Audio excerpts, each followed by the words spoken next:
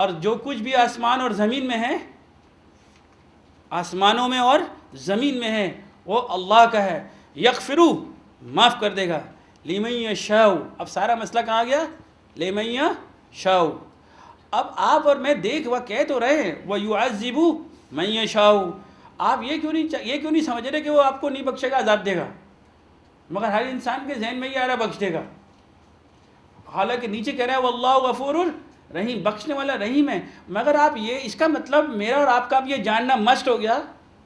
ہمیں یہ جاننا چاہیے کہ اللہ کسے بخشے گا اور کسے نہیں بخشے گا، ورنہ توبہ اور استغفار کا کنسیپٹ لے کے پھریں گے، ریئلٹی وی ڈونٹ نو. اور ہو سکتا ہے when we die and we go front of Allah, we going to get embarrassment front of our family, front of اللہ کے رسول کے سامنے ہم شرمندہ نہ ہوں.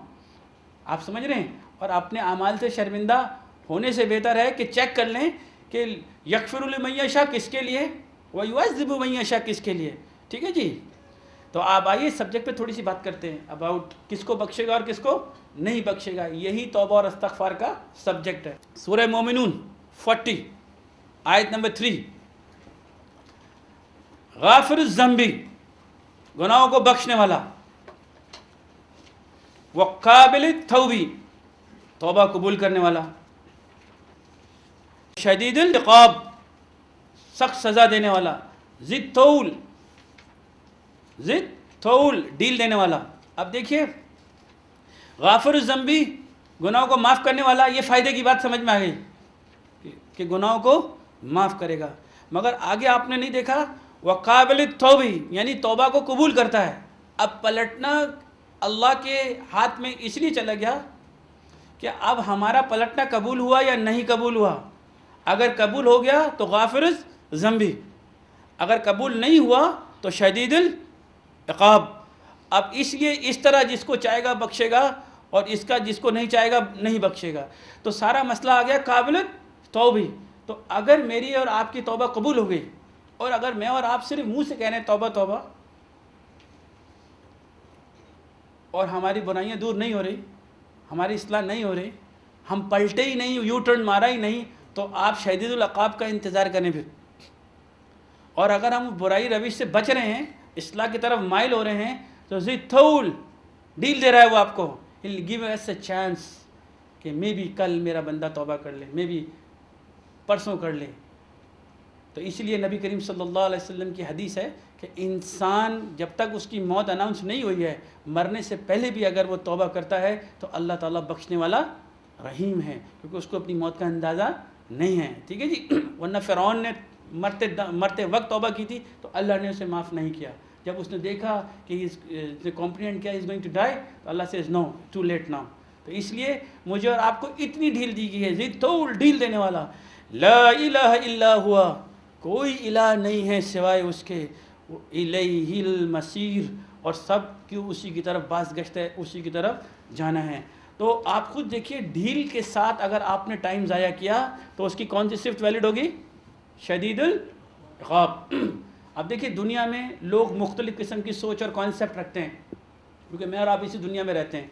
ابھی ہم فی الحال اپنے اسلامی معاشرے کی بات کرتے ہیں. ہم غور کرتے ہیں ہم کس قسم کی سوچ رکھتے ہیں. آپ خود انالائز کیجئے.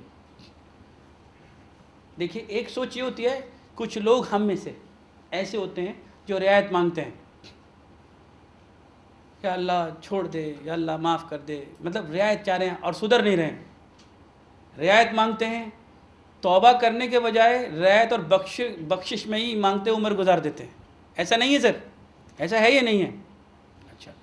دوسری ٹائپ کے لوگ ہوتے ہیں، کچھ لوگ جو اللہ کو ناراض کرتے ہیں، اس کو غیظ دلاتے ہیں، اپنے اوپر جبار، قہار، شدید العقاب کی صفت کو ویلڈ کرتے ہیں، ایز اے انڈیویجول بھی اور ایز اے قوم بھی. اور اس کا اپنا ٹائم پیریڈ ہوتا ہے، کیونکہ قرآن مجید میں اس پہ بھی آیات ہیں. جن قوموں اور انڈیویجول پر یہ والی صفات جبار، قہار، شدید العقاب ویلڈ ہوئی ہے، کبھی ہم نے اس کی ڈیٹیل جاننے کی کوشش کی کہ جس کو نہیں بخشے گا اور جن کو نہیں بخشا تھا وہ انبیاء کرام کی کون سی قوم تھی، انہوں نے کیا کیا تھا، ہمارے کیا رائٹس نکلتے ہیں، کیا ہم نے عبرت لی. تو اس کا مطلب یہ والی صفات کو بھی غور کرنا چاہیے کہ جن جن قوموں پر ویلڈ ہوئی اس کی وجوہات کیا تھی. ورنہ پھر وہی بات ہے، جس کو چاہے گا بخشے گا، جس کو چاہے گا عذاب دے گا، وہ ہمارے لیے ایک شاکنگ نیوز نہ ہو جائے۔ اس لیے we have to go through. تیسری کیٹیگری ہوتی ہے جو کچھ لوگ ایسے بھی ہوتے ہیں جسے ہم مومن بھی کہتے ہیں، جو اللہ کی رضا، اس کی خوشنودی کے لیے اپنی عمر گزار دیتے ہیں۔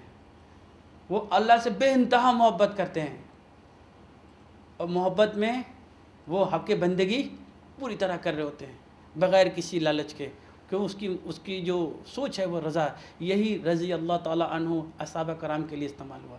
وہ اللہ ان سے اس لیے راضی ہوئے کہ انہیں نبی کریم صلی اللہ علیہ وسلم کے ساتھ اپنی زندگیاں لگا دی، اپنی جان، اپنے مال، اپنی بیوی، اپنے بچے قربان کر دیے اس لیول پر، تاکہ اللہ کی رضا حاصل ہو، اور اللہ تعالیٰ نے اصحابہ کرام کو دنیا میں ہی رضی اللہ تعالیٰ عنہ کی بشارت دی۔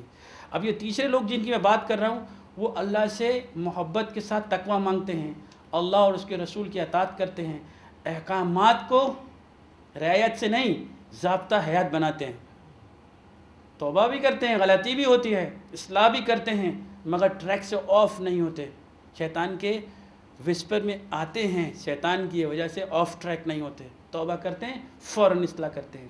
سوال، کیا ہم نے اللہ اور اس کی خوشنودی کے لیے، اس کی محبت حاصل کرنے کے لیے کبھی مومن متقی بننے کی کوشش کی؟ اللہ کو حاضر جان کے بتائیے۔ اب دیکھیے، آپ کو بتاؤں، گناہ گار ہونا اتنی بڑی بدنصیبی کی بات نہیں، بدنصیبی ہے مگر اتنی بڑی بدنصیبی کی بات نہیں، کیونکہ اللہ ویٹ کر رہا ہوتا ہے، محبت کرتا ہے توبہ کرنے والوں سے۔ اس کا مطلب ہم اتنے بدنصیب ابھی نہیں ہوئے، بلکہ گناہوں کے ساتھ کنٹینیو زندگی گزارنا اور پھر گناہ گار مر جانا دنیا کی سب سے بڑی بدنصیبی، بدبختی، اور وہ انسان اللہ کی تواب الرحیم اور غفور الرحیم اور اس کی معافی سے کیوں نہیں فائدہ اٹھا سکا۔ دیکھیے، ایک آیت میں انڈیکیٹ کرتا ہوں کہ اللہ کی مغفرت اور معافی، اس کا دروازہ ہمارے لیے کتنا کھلا ہوا ہے۔ میں آپ کو ایک مثال دیتا ہوں، سورہ آل عمران 3 اس کی 133۔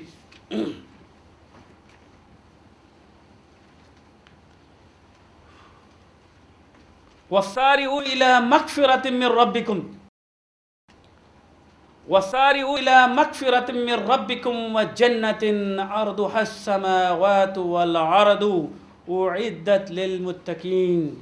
دیکھیے، مجھ جیسے، آپ جیسے، آپ تو مجھ سے بہتر ہیں، چلیں، مجھ جیسے گناہ گاروں کے لیے بھی، جنہوں نے ساری زندگی باہر گزاری، جو میرے بھائی انٹرنیٹ پہ سن رہے ہیں، جن کو میری آواز جاری ہے، جو امریکہ، جرمنی، کینیڈا، فرانس، جہاں سے بھی سن رہے ہیں، ان تک میسیج ہے، کیا ان میں سے کسی نے غلطی نہیں کی؟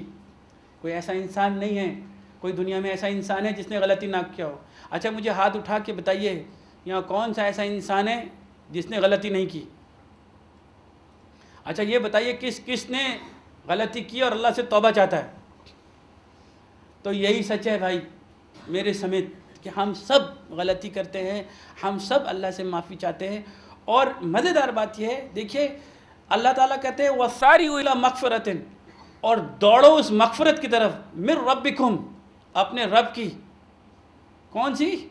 اب دیکھیے، اس میں جو امپورٹنٹ بات ہے، دوڑو اس مغفرت کی طرف، اپنے رب کی طرف، وَجَنَّةٍ، اور اس جنت کی طرف۔ دیکھیے، أَرْضُهَا السَّمَاوَاتُ وَالْأَرْضُ، اب دیکھیں یہاں مغفرت اور جنت دونوں ساتھ ساتھ آئے ہیں، پھر غور کیجئے، وَسَارِعُوا إِلَىٰ مَغْفِرَةٍ، دوڑو مغفرت کی طرف، مِن رَبِّكُمْ، اپنے رب کی طرف سے، اور اس جنت کی طرف، أَرْضُهَا السَّمَاوَاتُ وَالْأَرْضُ، جس کی گنجائش زمین اور آسمان سے بھی زیادہ ہے۔ اور آپ مجھے بتائیے کہ زمین اور آسمان کی گنجائش کتنی ہے؟ تو دنیا کا سب سے بڑا بدنصیب اتنی گنجائش ہونے کے باوجود، اللہ کی جنت کا سائز بھی اتنا ہے جتنی زمین اور آسمان میں گنجائش ہے۔ یہ گنجائش کہنا بھی یہ ایکسپریشن ہے، کیونکہ اللہ تعالیٰ کی کسی بھی چیز کو ہم